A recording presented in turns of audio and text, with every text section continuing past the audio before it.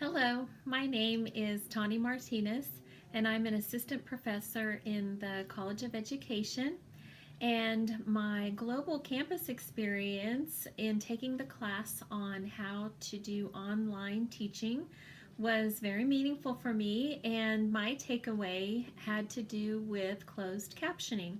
I'd never done it before. I didn't really appreciate the importance of doing it, and so I want to talk a little bit about how that was my aha moment and why I think it's really important that all of us use it with our online teaching as well as our face to face teaching.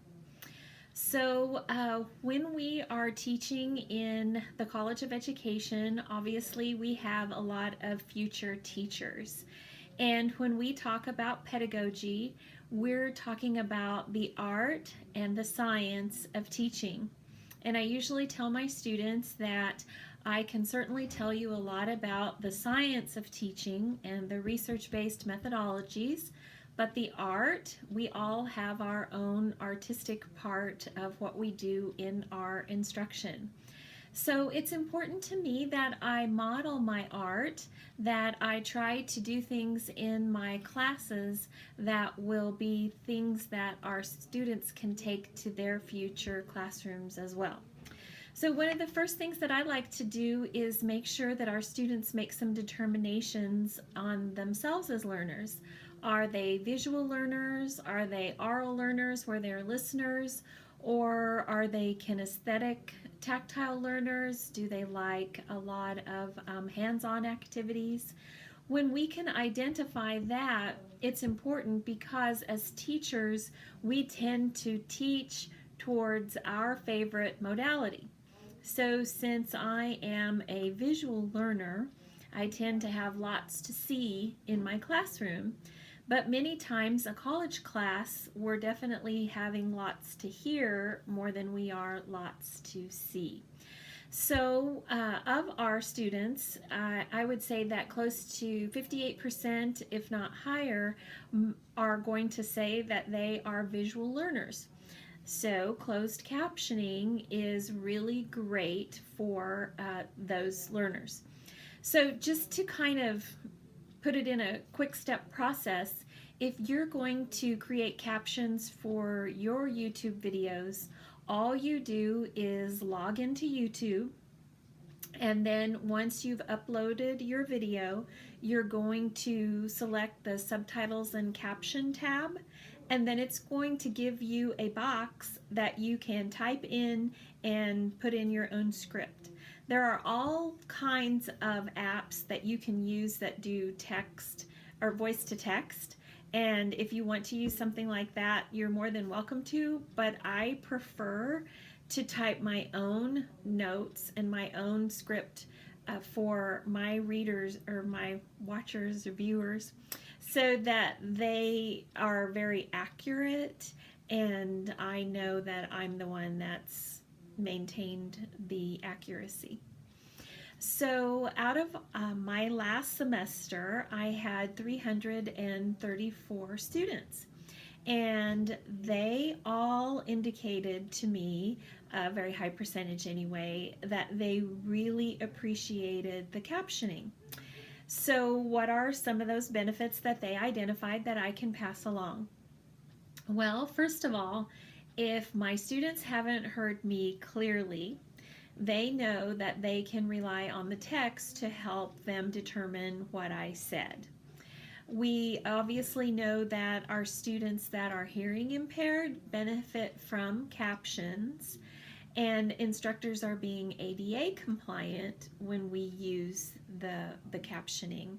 And I would suggest to you that all of the videos that you put together from this day forward, you go ahead and do that captioning because it is a requirement. It's something that we need to do as professors to make sure that we're compliant with the ADA guidelines. One thing with an online class also is that you have the potential to have students from across the country and across the globe. And some students may struggle with my Kansas accent. Captions can be very helpful in identifying words that might not be identifiable due to my accent. And we all have accents. And sometimes, if you're like me, when I listen to myself or view myself, it's horrifying. I can hardly handle it.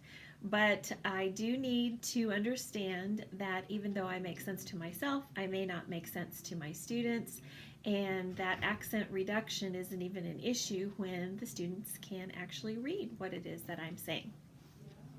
Whenever we do captioning, we're also increasing student opportunities to succeed.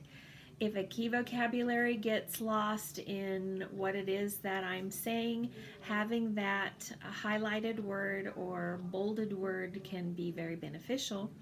And if I have lots of explanation going on, knowing that I'm going to be captioning it later helps me to stay on task. I don't really waste a lot of words when I'm captioning, when I'm preparing for captioning, because I don't want to have to type all that extra and all those extra stories. So, for the good or for the bad, you are going to be putting a script to every word that you say.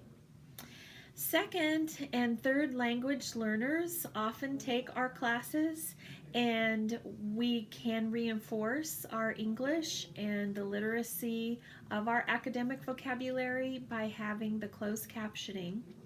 And then finally, I guess I'd just like to add that because captioned resources are not always available, I find that my students really appreciate when they're seeing things that are captioned. Our marketplace has maybe about half the resources. That was a figure that I read as I got ready to put this together. Only about half the open market resources are captioned. So when we have our videos captioned, it's very beneficial to our students. So captioned videos are great for visual learners, but they're also great for all learners.